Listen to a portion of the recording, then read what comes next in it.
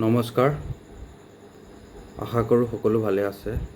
আজি এটা বিশেষ পদ্ধতি বা বিশেষ কাৰণৰ বাবে ভিডিঅ'টো বনাবলৈ লৈছোঁ, যিটো বৰ্তমান সময়ত এটা অতি গুৰুত্বপূৰ্ণ বুলিয়ে ভাবোঁ, যিহেতু আৰ্থিক লেনদেনৰ ক্ষেত্ৰত। এই ভিডিঅ'টো হৈছে বেংকৰ লগত আধাৰ চিডিং পদ্ধতিটো, যিটো বৰ্তমান সময়ত DBT ডাইৰেক্ট বেনিফিচিয়াৰী ট্ৰেন্সফাৰৰ এটা প্ৰক্ৰিয়া আৰম্ভ হৈছে, য'ত আধাৰ কাৰ্ডৰ জৰিয়তেহে যিকোনো ধৰণৰ বেংকিং বা লেনদেন সম্পাদন হ'ব। আৰু তাৰ বাবে আধাৰ কাৰ্ডৰ লগত যি ধৰণৰে বেংক নহওক বা পোষ্ট অফিচেই হওক বা বেলেগ প্ৰাইভেট বেংকেই হওক, তেনেকুৱা ধৰণৰ বেংক সংলগ্ন হৈ থাকিলে আধাৰ কাৰ্ডৰ সংখ্যা বা আধাৰ কাৰ্ডৰ নম্বৰ এড কৰিয়ে পে'মেণ্ট পঠোৱা হয়। সেই সমস্যাটো তিনি সহজ আৰু এক সুৰক্ষিত প্ৰক্ৰিয়া। কিন্তু সমস্যাটো কি হৈছে, বহু মানুহৰ যিটো বেংক একাউণ্ট তেওঁলোকে ব্যৱহাৰ কৰে, সেই বেংক একাউণ্টটোত আধাৰ লগত লিংক হৈ থাকে হয়, কিন্তু যিটো চিডিং হৈ থাকে, যিটো DBT ডাইৰেক্ট বেনিফিচিয়াৰী ট্ৰেন্সফাৰ, সেই প্ৰক্ৰিয়াটো সংলগ্ন হৈ নাথাকে। তাৰ বাবে বহুত মানুহৰ এতিয়া সমস্যাৰ সন্মুখীন হোৱা দেখা গৈছে, যিহেতু অৰুণোদয় ক্ষেত্ৰতে এতিয়া দেখা হৈছে যে ডাইৰেক্ট বেনিফিচিয়াৰী ট্ৰেন্সফাৰ দিয়া হৈছে, সেইটো আধাৰ জৰিয়তে দিয়া হৈছে। কিন্তু বহুতৰে যিটো বেংক একাউণ্ট তেওঁলোকে ব্যৱহাৰ কৰি থাকে দৈনিক, সেই বেংক একাউণ্টটোত পইচা নাই সোমোৱা, আধাৰ কাৰ্ডৰ লগত চিডিং যিটো হৈ আছে সেই বেংক একাউণ্টত সোমাইছে। সি লাগিলে ডাকঘৰৰে হওক বা বেলেগ 2 বছৰ পুৰণা বেংক একাউণ্টেই হওক, সেই বেংক একাউণ্টতে টকাসমূহ সোমাইছে। আৰু ভৱিষ্যতলৈও বেলেগ কিবা আঁচনিয়ে হওক বা তেনেকুৱা ধৰণৰ আৰ্থিক লেনদেনেই হওক, ডাইৰেক্ট বেনিফিচিয়াৰী ট্ৰেন্সফাৰৰ যোগেদি আধাৰ কাৰ্ডৰ যি নম্বৰ বা সংখ্যা, সেই সংখ্যা সংলগ্ন কৰিয়েই যিকোনো ধৰণৰ ট্ৰেন্সফাৰ কৰা হ'ব।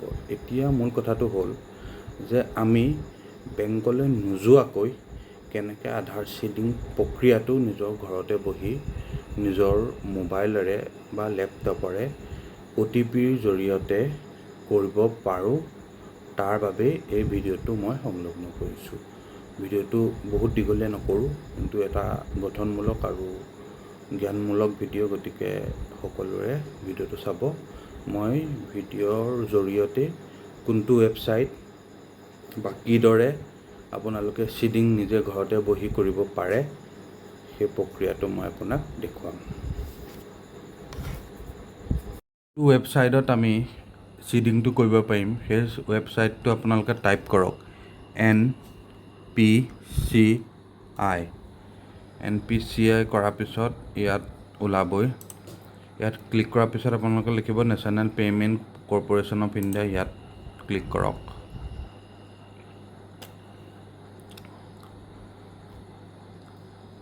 ইয়াত ক্লিক কৰাৰ পিছত কাষ্টমাৰ্ছ ওলাব, তাত গৈ আপুনি বেছ ইয়াত ভাৰত আধাৰ চিডিং এনেবলাৰ, সেই তাত আপোনালোকে ক্লিক কৰক।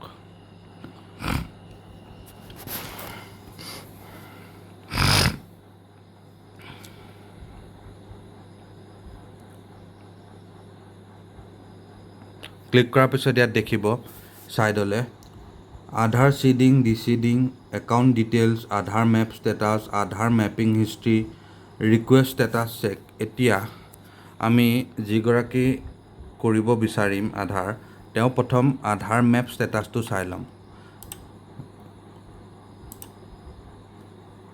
তেওঁ আধাৰ কাৰ্ডটো টাইপ কৰি পেলাই, যিহেতু আধাৰ কাৰ্ডটো কনফিডেঞ্চিয়েল, গতিকে আধাৰ কাৰ্ডটো আপোনালোকক দেখুওৱা নাই।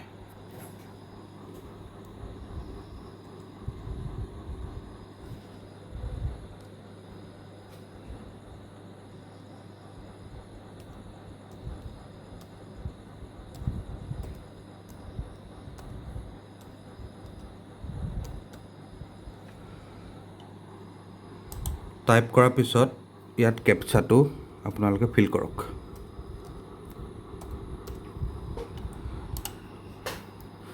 ইয়াত যিটো ৰেজিষ্টাৰ্ড আপোনালোকে আধাৰত ৰেজিষ্টাৰ কৰি থৈছিলে ফোন নাম্বাৰ, সেই ফোন নাম্বাৰটো আপোনালোকৰ OTP যাব, সেই OTPটো আপোনালোকে ইয়াত এণ্টাৰ কৰিব লাগিব।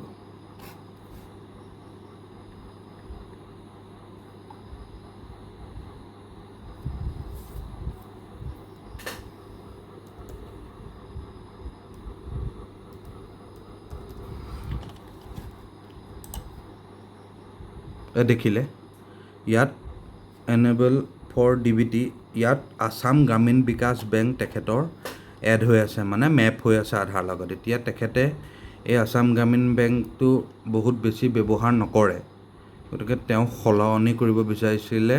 আৰু যিহেতু আসাম গ্ৰামীণ বেংকতে তেওঁৰ যি অৰুণোদয় হওক বা যিকোনো চৰকাৰী আঁচনিৰ পইচা যি ডাইৰেক্ট বেনিফিচিয়াৰী ট্ৰেন্সফাৰৰ যোগেদি কৰা হয়, আসাম গ্ৰামীণ বিকাশ বেংকত সোমায়।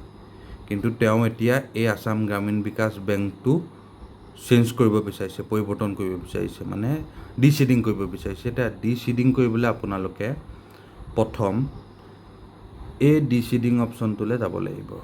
যিহেতু এতিয়া আটাইতকৈ ডাঙৰ সমস্যাখিনি হৈ আছে যে ইয়াত বহুত মানুহৰ ব্যৱহাৰ নকৰা বেংকটো আধাৰ লগত চিডিং হৈ আছে, বহুতৰ পোষ্ট অফিচৰ লগত হৈ আছে, বহুতৰ এনেকুৱা বেংকৰ লগত লিংক হৈ আছে যিটো বেংক 2-3 বছৰ বা 4-5 বছৰৰ আগত খোলা, কিন্তু সেইটো ব্যৱহাৰ তেওঁলোকে নকৰে। কিন্তু এতিয়া DBT ট্ৰেন্সফাৰ কৰাৰ লগে লগে সেই বেংক একাউণ্টটোলৈ পইচাসমূহ ট্ৰেন্সফাৰ হৈছে, গতিকে সেইটো তেওঁলোকৰ ডাঙৰ সমস্যা হৈছে। আৰু বেংকলৈ যোৱাটো কিছু দূৰ সম্ভৱপৰ নহয়গৈ, যিহেতু ব্ৰাঞ্চ বেলেগ এটা ব্ৰাঞ্চত থাকেগৈ বা বেলেগ এখন ডিষ্ট্ৰিক্টত থাকে। আকৌ গৈ পেলাই তাৰপৰা পইচা ওলোৱা বা ট্ৰেনজেকশ্যন কৰাটো সমস্যাৰ সন্মুখীন হ'বলগীয়া হয়। সেইকাৰণে ঘৰতে বহি আপোনালোকে কৰিব পৰা হয়। এতিয়া আপোনালোকে ডিচিডিং কৰিবলৈ হ'লে প্ৰথম ইয়াত আধাৰ চিডিং অপশ্যনটোলৈ ক্লিক কৰক। ক্লিক কৰাৰ লগে লগে আকৌ আধাৰ নম্বৰটো আপোনালোকে টাইপ কৰিব লাগিব।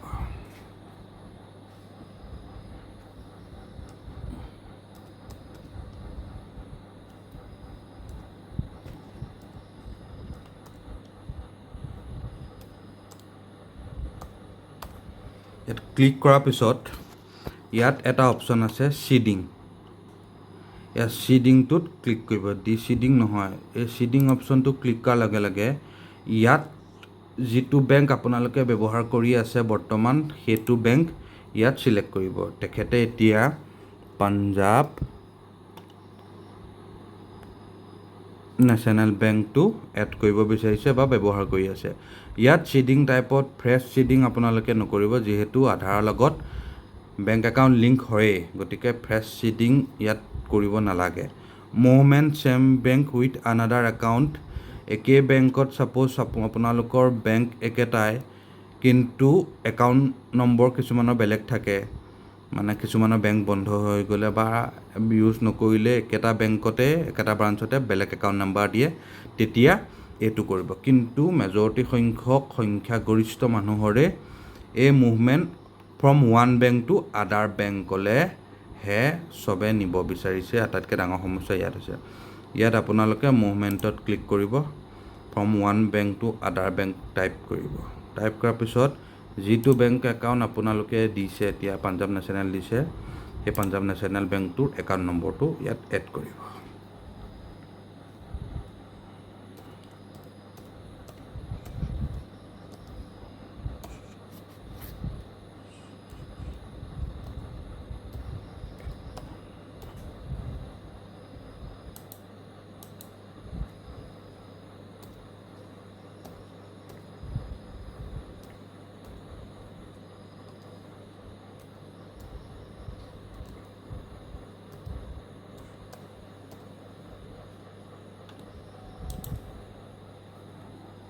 যিহেতু ইয়াত আপোনালোকে দেখিলে, ইয়াত মই বেংকৰ একাউণ্ট নম্বৰটো এড কৰিলোঁ।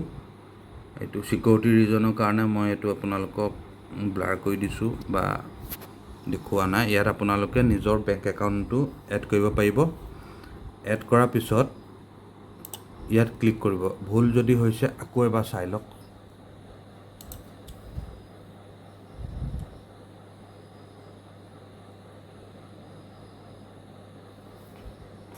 যিহেতু ইয়াত সময়ৰো ব্যৱধান থাকে, আপোনালোকে এক্সটেণ্ড কৰি ল'ব পাৰে। ইয়াত কৰাৰ পিছত আপুনি কেপচাটো আকৌ ফিল কৰক। ফিল কৰাৰ পিছত ছাবমিট কৰক। ছাবমিট কৰাৰ পিছত টাৰ্মছ এণ্ড কণ্ডিশ্যনখিনি চাই এগ্ৰীত ক্লিক কৰক। ইয়াত আকৌ আধাৰ কাৰ্ডৰ যিটো ফোন নাম্বাৰ লিংক হৈ আছে তালৈ OTP যাব।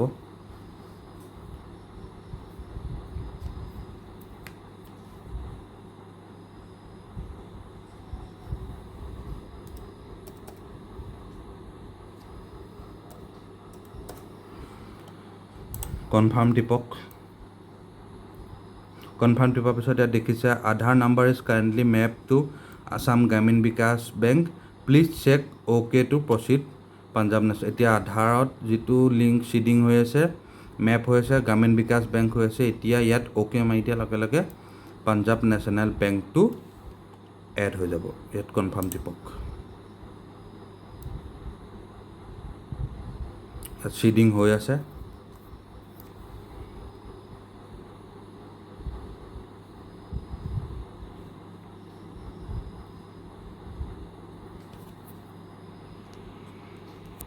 অলপ ভিডিঅ'টো দীঘলীয়া হৈছে, যিহেতু প্ৰচেছটো সম্পূৰ্ণকৈ আপোনালোকক দেখুৱাই দিছোঁ। ইয়াত চাওক, আধাৰ চিডিং ডিচিডিং ছাকচেছ। ইয়াত successfully reseeded from Assam Gramin Vikash bank to Punjab national bank.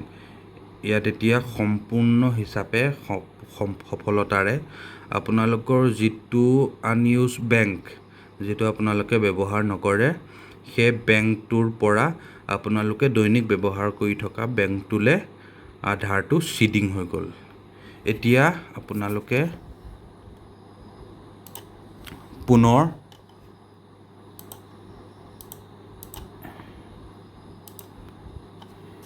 NPCI এই ৱেবছাইটলৈ যাওক। যোৱাৰ পিছত ইয়াত আকৌ ক্লিক কৰক। ক্লিক কৰাৰ পিছত কাষ্টমাৰলৈ যাওক। যোৱাৰ পিছত বেছলৈ আহক।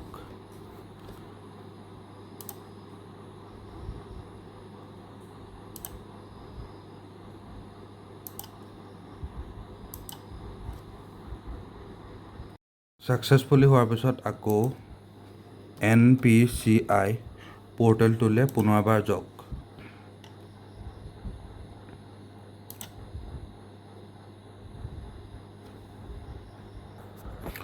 পৰ্টেলটোলৈ যোৱাৰ পিছত পুনৰ কাষ্টমাৰলৈ গৈ বেছলৈ যাওক। বেছত যোৱাৰ পিছত এতিয়া আধাৰ মেপ, এতিয়া আধাৰ যিটো মেপ ষ্টেটাছ তালৈ যাওক। পুনৰ আধাৰ এড কৰক।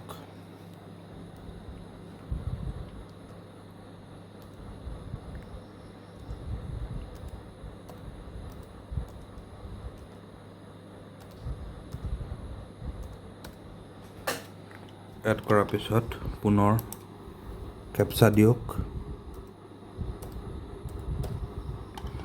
চেক ষ্টেটাছলৈ যাওক। পুনৰ আধাৰ লিংক থকা ফোন নম্বৰলৈ OTP যাব।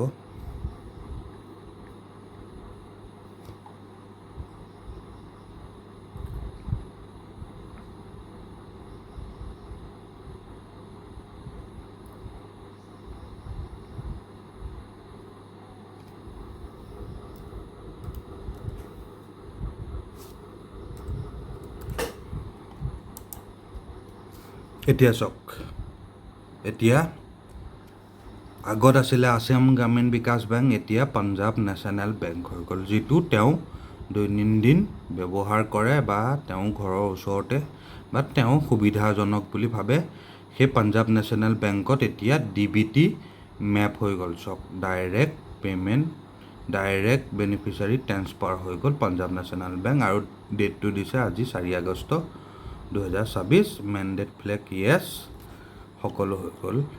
আগৰ যিটো আসাম গ্ৰামীণ বিকাশ বেংক আছিলে সেইটো নাইকিয়া হৈ পেলাই এতিয়া তেওঁ পাঞ্জাৱ নেশ্যনেল বেংক হৈ গ'ল। গতিকে আপোনালোকে কলৈকো নোযোৱাকৈ, বেংক ভিজিট নকৰাকৈ, যিকোনো ধৰণৰ সমস্যা নোহোৱাকৈ নিজৰ ঘৰত বহিয়ে আপোনালোকে ডাইৰেক্ট বেনিফিচিয়াৰী ট্ৰেন্সফাৰ এই পৰ্টেলটোৰ যোগেদি কৰিব পাৰিব।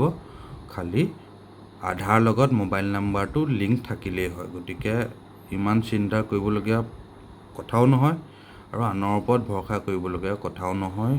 চিম্পুল, অথেণ্টিক আৰু ৰিলায়েবল, বিশ্বাস কৰিবলগীয়া আৰু একো সমস্যা আপোনালোকৰ নহয়। এনেধৰণে কৰিলে আপোনালোকৰ DBTটো, যিটো আপোনাৰ মনপচন্দৰ বেংক বা যিটো ব্যৱহাৰ কৰি থাকে সেই বেংকতে আপোনালোকৰ ভৱিষ্যত দিনলৈ যিকোনো ধৰণৰ আঁচনিয়ে হওক বা যিকোনো ধৰণৰ অনলাইন ট্ৰেনজেকশ্যনে হওক কৰিব পাৰিব। গতিকে সেইটোৱে আজিলৈ ইয়াতে সামৰিছোঁ। গতিকে ভৱিষ্যত দিনলৈ তেনেকুৱা ধৰণৰ যিকোনো সমস্যা হ'লে ভিডিঅ' বনাম আৰু আপোনালোকৰ সহায় আৰু সহযোগিতা কামনা কৰিছোঁ। ধন্যবাদ।